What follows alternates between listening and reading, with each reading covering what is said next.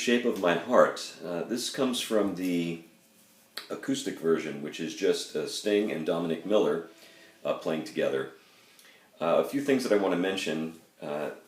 This is in standard tuning, and that's a good thing. But if you research some other versions of this song on YouTube with Sting, when it's the full band and they're in the studio, I guess from many years ago, the song is a half step higher.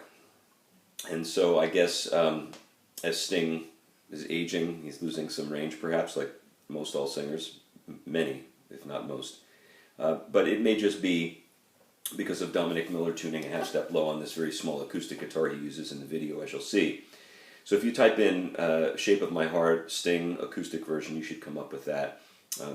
He and Dominic Miller are sitting on a couch, in what appears to be Sting's home, I think. But anyway, great tune. I call it easy and mildly hard at the same time. Easy in that there aren't a lot of sections to it. There's just a few. Difficult in the fact that you might not be familiar with the finger picking aspect of it, or moreover, you might not be familiar with some of the chord voicings, and we'll talk about those in just a moment. But I believe that if you work the tune, the tempo's not too brisk, and I think it can be done. Excuse me playing it on an electric today. I should have played it on my Martin or my Cordoba, but I happen to have this in my hand for other purposes, and so I thought I'd shoot the video and get it out to you folks. So the first thing I want to mention is some of these chords you're probably not going to recognize, like this one.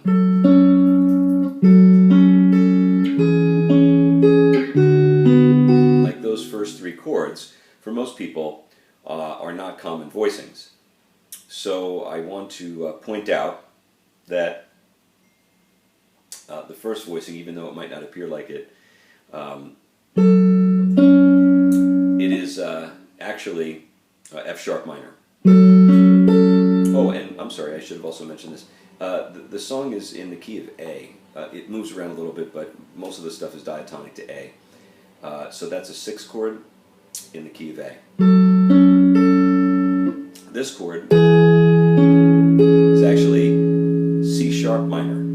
So that's a 3 chord in the key of A. And then this is B minor. That's the 2 chord in the key of A. And then we have a chord that's not completely diatonic, but it's a common substitution, and it's C sharp 7 sus 4 to C sharp 7. So that first section should do this. Okay,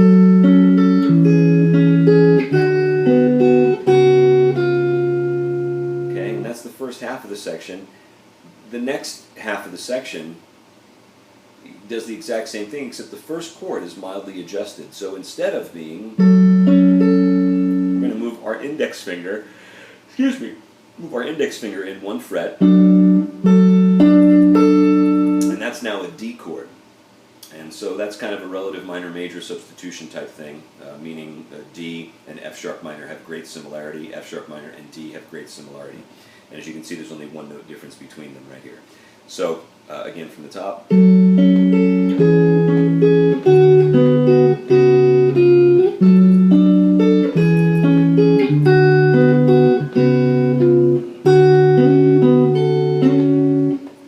Okay, and that's what we're up to now. I'm pretty sure by watching the video and watching some of the voicings that because the top string is not really employed in this piece, I think Dominic Miller has it tuned, let me think about that, probably up a half step, but I kept it in standard tuning, and there's a nice little move you can do here. I'm just grabbing that A flat fingered, because we need it on the B here.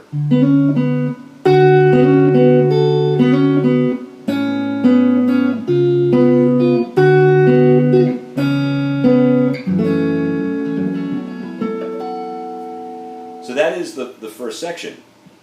And so let me just play that, and that cycles a whole bunch of times. That first time that it happens represents just the intro. But then it happens, and you'll see on the chart it happens, where the repeat bracket starts and the repeat bracket ends. At the end of the repeat bracket, ending the phrase, you'll see it says 6 times. And so that, I think it's an 8-bar phrase. That 8-bar phrase will happen 6 times in a row. But it happens first and foremost at the top of the tune as an intro. So I'm going to play just the intro portion of it right now.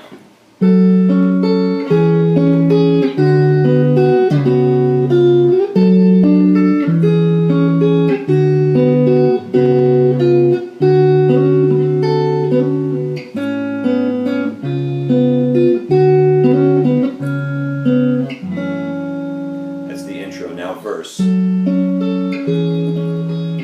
is the part that happens 6 times, this whole section.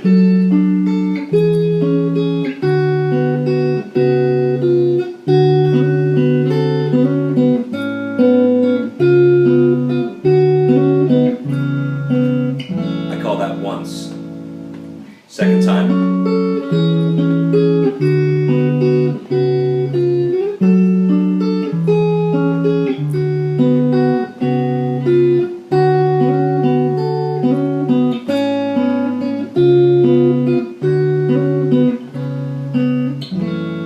Twice. I'm not going to play through all 6 times because it's the same thing, and once you master that, you'll have it as well.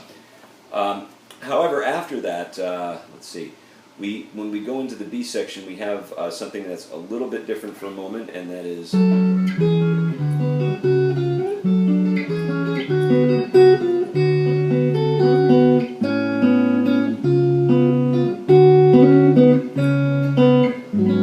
oh yeah. So we have it's an A flat minor 7 that has an 11 in it as well, and that's going from the 6th string. We're at 4 for the note A flat. We skip string 5. We have, I should call these in sharps, excuse me, because it's in a sharp key. So we have a G sharp on string 6. We have F sharp on string 4. Nothing on string 5. We have B natural on string 3, and we have C sharp on string 2. Beautiful, floaty kind of sounding chord. Okay, so let me play the section that leads up to that chord, and then you will see how it gets into the B section. And now that I think about this, I kind of want to pull the chart up because we actually have a section or two that has some odd time signature, meaning we have a measure of 2/4 that heads back into 4/4, and then we have a measure of 6/4. So I want to make sure I'm clear with that regarding the chart for y'all. So here's the section going into the bridge. This would be the last A section leading up to, basically I think this is the top of page 2 on your chart, I believe.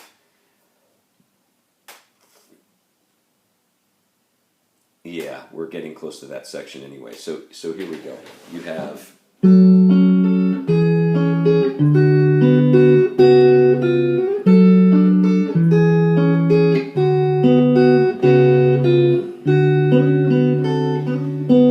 and then here's where it differs.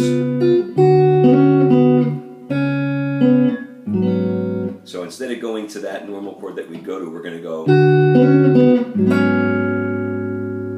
Normally we go,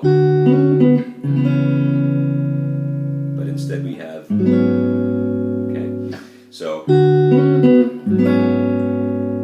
now we're into the bridge.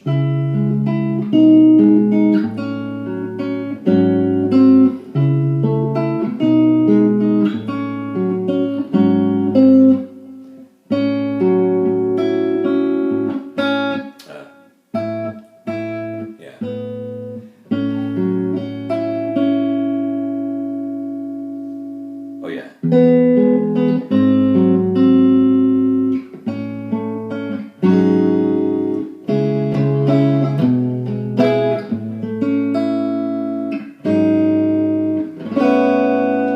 Okay.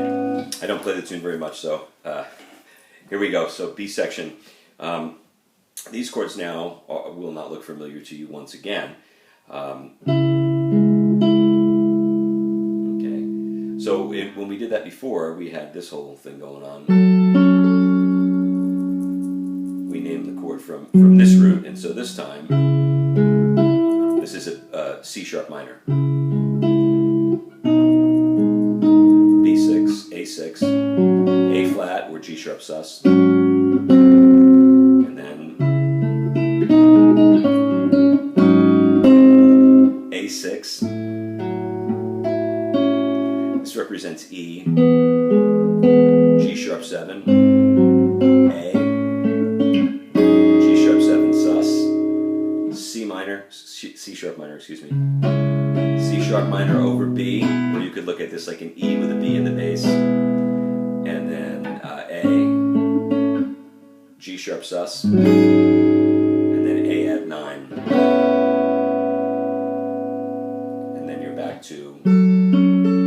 Those are the only sections in the song. So let me recap that, what might be referred to as the B section, without talking over it.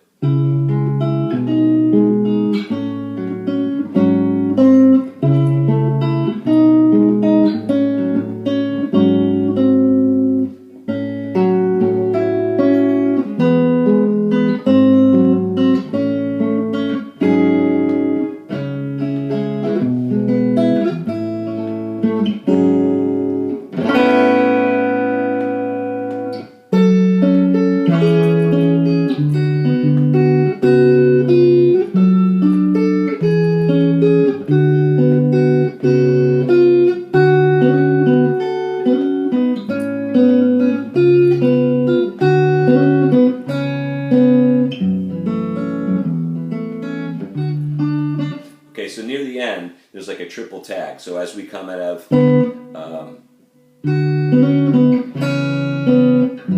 normally it sits there. This time it'll continue. And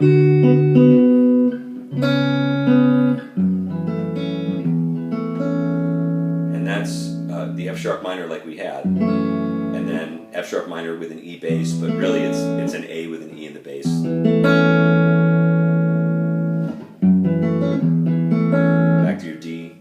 Your B minor. Second time.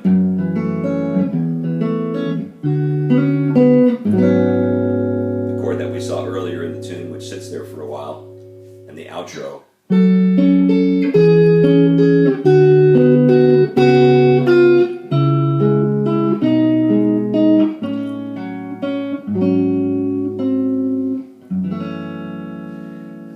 So all this is on the chart. But it's a nice walk down at the very end. So you have this. There's a retard at the end too. So let's see. There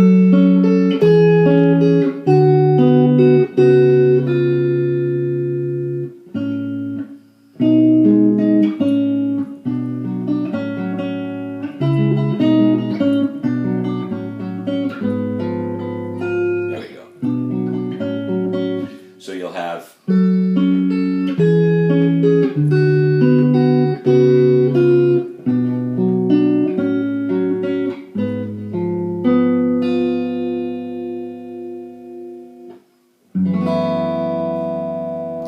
Nice F sharp minor 11 there, which is what I used, or just the plain old F sharp minor is fine. I want to address the right hand a little bit and kind of get in close here and show you what I'm doing. Of course, you could play this with a pick if you wanted to. If you watch the video and you see Dominic Miller, he's playing it fingerstyle. There's a couple of good screenshots of his hand, but. I'm going to get close here and show you what's going on for me in the right hand and what I might recommend that you try. There's not too much going on with my third finger, so if you remember from some classical stuff, we have P, I, M, and A, so there's not a lot of stuff going on with A. It's mostly P, I, and M. Let me do that a little bit more slowly for you.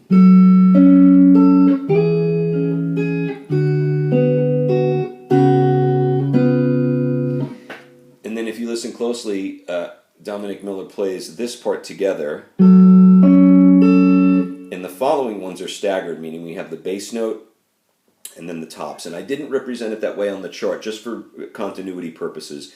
It's something that you can listen to and hear happen without it having to be written out exactly that way. So the chart would read this. Let me Dominic Miller playing with Sting, it resembles this a bit more.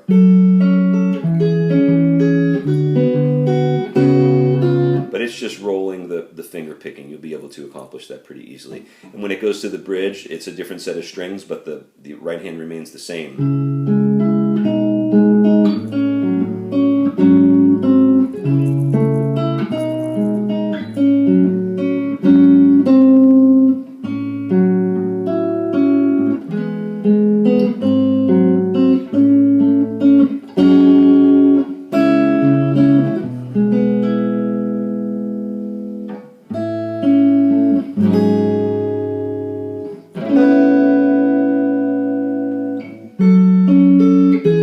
This is the ending I'll play now.